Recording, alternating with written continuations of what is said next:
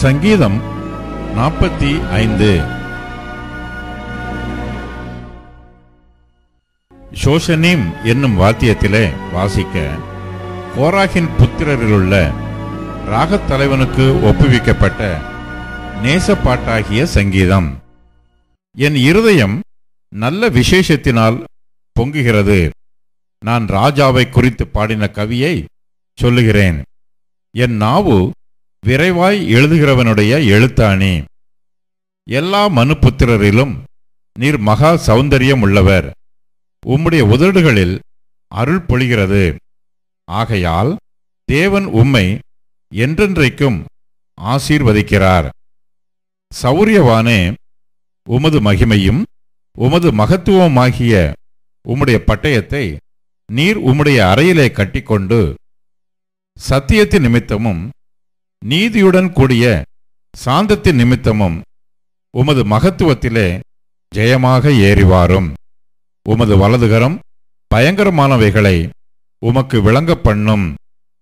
உம்முடைய அம்புகள் கூர்மையானவைகள். அவைகள் ராஜாவுடைய சத்துருக்களின் இருதயத்திற்குள் பாயும். ஜனசதாளங்கள் உமக்கு கீழே விழுவார்கள். தேவனே, உமது சிங்காசனம் என்றென்றைக்கும் உள்ளது. உமது ராஜ்யத்தின் செங்கோல் நீதியுள்ள செங்கோலாய் இருக்கிறது. நீர் நீதியை விரும்பி அக்கிரமத்தை வெறுக்கிறீர். ஆதலால் தேவனே, உம்முடைய தேவன் உமது தோழரை பார்க்கிலும் உம்மை ஆனந்த தைலத்தினால் அபிஷேகம் பண்ணினார். தந்தத்தினால் செய்த அரைமனைகளிலிருந்து புறப்படுகையில் நீர் மகிழும்படி உமது வஸ்திரங்களெல்லாம் வெள்ளைப்போளம், சந்தனம், லவங்கம் இவைகளின் வாசனை பொருந்தியதாய் இருக்கிறது. உமது நாயகிகளுக்குள்ளே அரசரின் குமாரத்திகள் உண்டு. ராஜஸ்திரி ஓப்பீரின் தங்கம் அணிந்தவளாய் உமது வலது பாரிசத்தில் நிற்கிறாள்.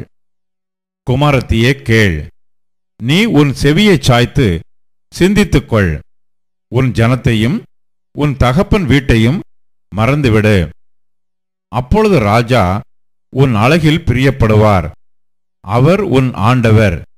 ஆகையால் அவரை பணிந்துகொள்.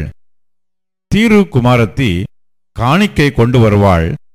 ஜனங்களில் ஐஸ்வர்யவான்களும் உன் தயவை நாடி வணங்குவார்கள். ராஜகுமாரத்தி உள்ளாக பூரண மகிமை உள்ளவள். அவள் உடை பொற்சரிகையாயிருக்கிறது. சித்திர தையலாடை தரித்தவளாய் ராஜாவினிடத்தில் அழைத்து கொண்டு வரப்படுவாள். அவள் பின்னாலே செல்லும் அவளுடைய தோழிகளாகிய கன்னிகைகள் உம்மிடத்தில் கூட்டிக் கொண்டு வரப்படுவார்கள். அவர்கள் மகிழ்ச்சியோடும் களிப்போடும் வந்து ராஜ அரமனைக்குள் பிரவேசிப்பார்கள். உமது பிதாக்களுக்கு பதிலாக உமது குமாரர் இருப்பார்கள்.